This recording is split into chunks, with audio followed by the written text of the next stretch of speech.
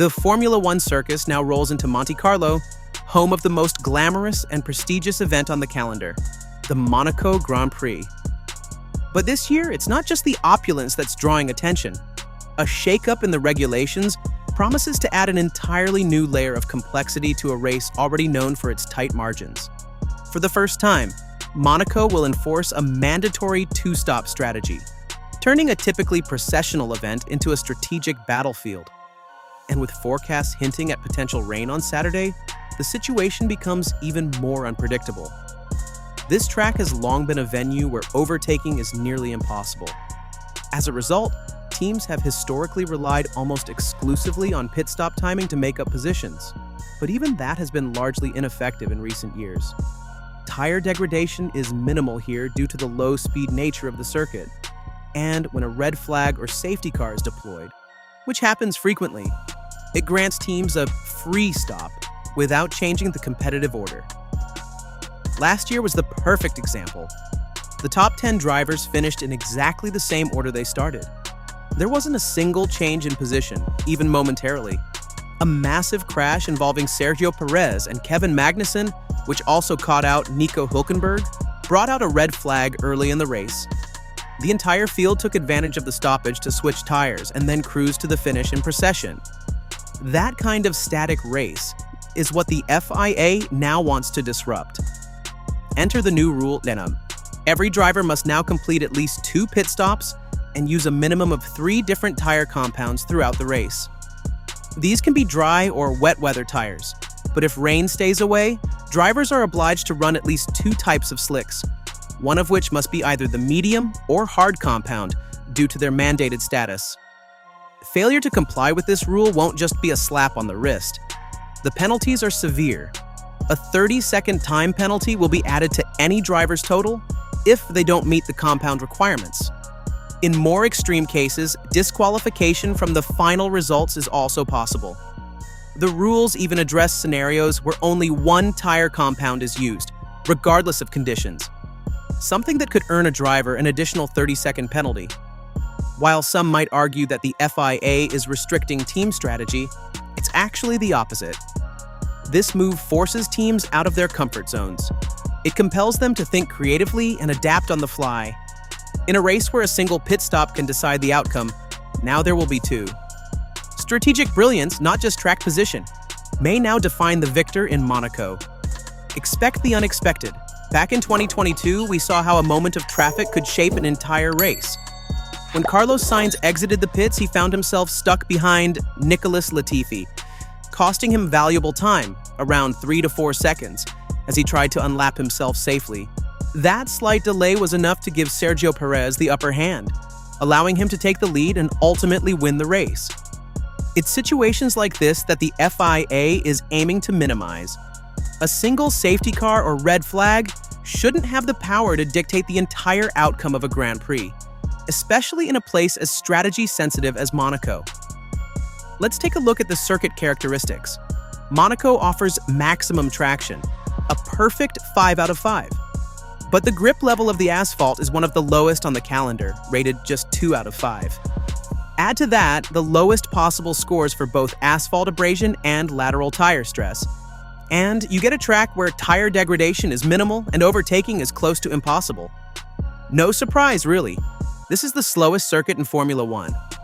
On the flip side, both downforce levels and track evolution are rated at 5 out of 5. As the session progresses, more rubber gets laid down, meaning that lap times can improve significantly within minutes. This makes qualifying extremely dynamic and incredibly important. The smallest change in track condition can completely alter the pecking order.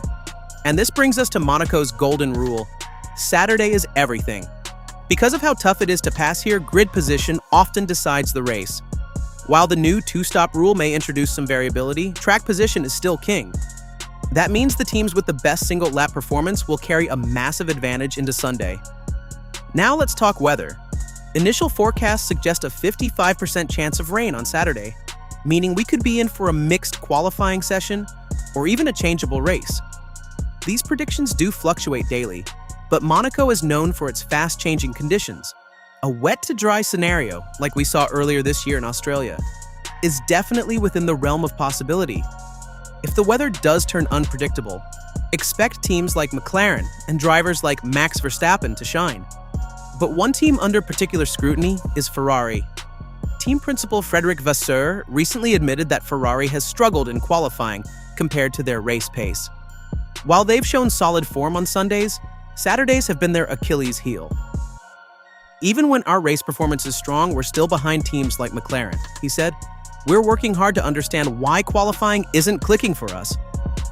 Vasseur emphasized that Monaco is all about Saturday, and that the team is starting fresh in their approach to prepare for this unique challenge. "We need to reset, understand the problems from Imola, and deliver much better this time around," he explained.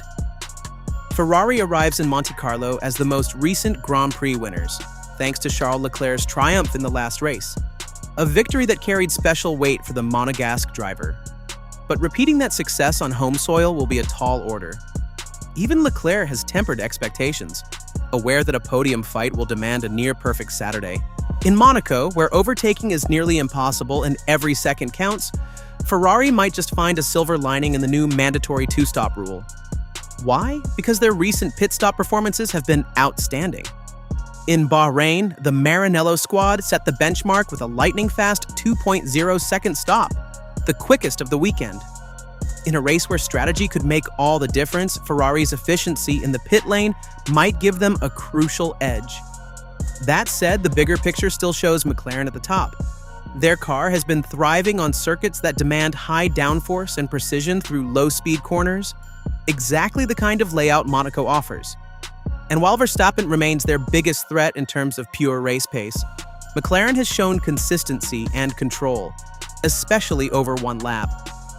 Ferrari's true shot at redemption might not come until the Spanish Grand Prix in Barcelona, where the track dynamics could suit their package better. But for now, all eyes are on the chess match that's forming at the front of the grid in Monaco. What makes this weekend particularly exciting is that we may finally witness a true tactical showdown, a battle of wits between McLaren and Red Bull. And if there's anything the past has taught us, it's that strategic blunders can be costly. Just think back to Hungary, when both McLaren drivers suffered from confusing team calls that led to chaos, and an awkward plea to Norris to give back a position he'd fairly earned after a pit stop misstep. If chaos breaks loose in Monaco, Verstappen will be watching closely. These kinds of intra-team miscommunications can work in his favor, especially when there are two evenly matched drivers in the rival camp. And let's be honest, Red Bull has made it clear from early on that their top priority is securing the Drivers' Championship. That means every opportunity will be funneled directly toward Verstappen's campaign. McLaren, however, would be wise to approach Monaco with caution. They'll need to avoid repeating mistakes of the past, like Ferrari's infamous double-stack pit stop disaster in 2022, if they want to convert their raw pace into victory.